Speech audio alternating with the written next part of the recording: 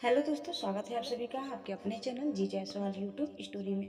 दोस्तों, आज हम जानेंगे हरियाली तीज कब है, साथ में जानेंगे उसका व्रत समय क्या है। दोस्तों, सावन माह के शुक्ल पक्ष की तृतीया तिथि को हरियाली तीज मनाई जाती है। ये तिथि सुहागिन महिलाओं के लिए बेहद खास होता है। इस दिन व्रत रखने का भी विधान है। मान्यता है कि वैवाहिक जीवन में खुशहाली के लिए ये उपवास किया जाता है। इस साल हरियाली तीज का व्रत 7 अगस्त 2024 को रखा जा रहा है। इस तिथि की शुरुआत 6 अगस्त 2024 शाम 7:42 पर हो रही है। इसका समापन 7 अगस्त 2024 को रात 10 बजे होगा। इस दौरान ऋख योग, शिव योग और रवि योग का भी निर्माण हो रहा है। ऐसे में पूजा पाठ और व्रत रखने से सौभाग्यवती भव का आशीर्वाद प्राप्त होता है। वही कुंवारी कन्याएं भी योग्य वर की प्राप्ति के लिए ये व्रत करती हैं।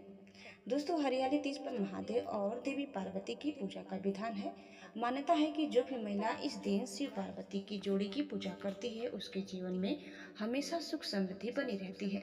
इस व्रत में पूजा के साथ साथ कथा सुनने का भी विधान है।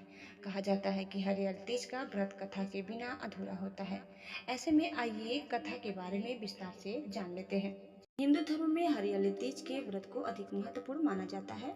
इस दिन व्रत रखने से जीवन में खुशियां बनी रहती है।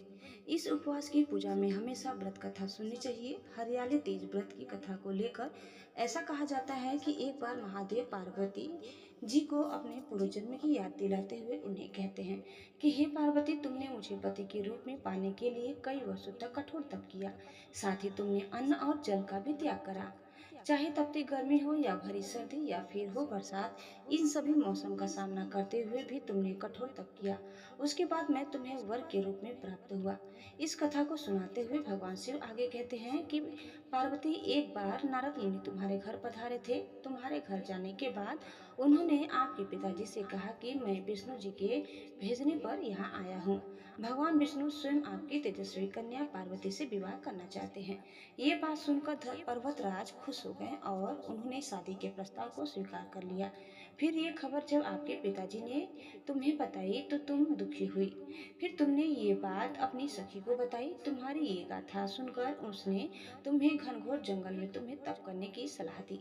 फिर अपनी सखी की बात मानकर तुम मुझे पति के रूप में प्राप्त करने के लिए जंगल में एक गुफा के अंदर रेत की शिवलिंग बनाकर तप करने लगी।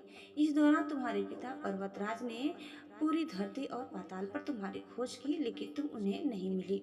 दूसरी ओर तुम गुफा में सच्चे मन से तप करने में लगी रही।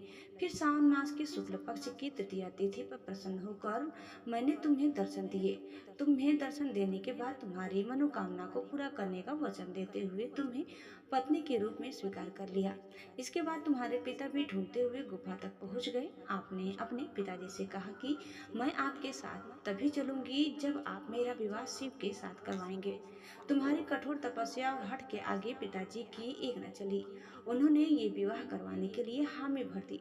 कथा को सुनाते हुए भोलेनाथ ने कहा कि श्रावण तीज के दिन तुम्हारी इच्छा पूरी हुई और तुम्हारे कठोर तप की वजह से ही हमारा विवाह संभव हो सका।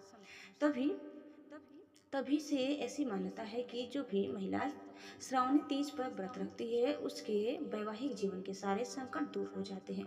साथ ही सभी मनोकामनाएं भी पूरी होती है। दोस्तों, उम्मीद करते हैं कि आपको हमारी आज की यह कथा जरूर पसंद आई होगी। कैसी लगी कमेंट करके बताइए। चैनल में नए हैं तो प्लीज लाइक, शेयर और सब्सक्राइब करना न भूले। धन्यवाद। जय माता पार्वती। ओम नमः शिवाय। हर हर महादेव।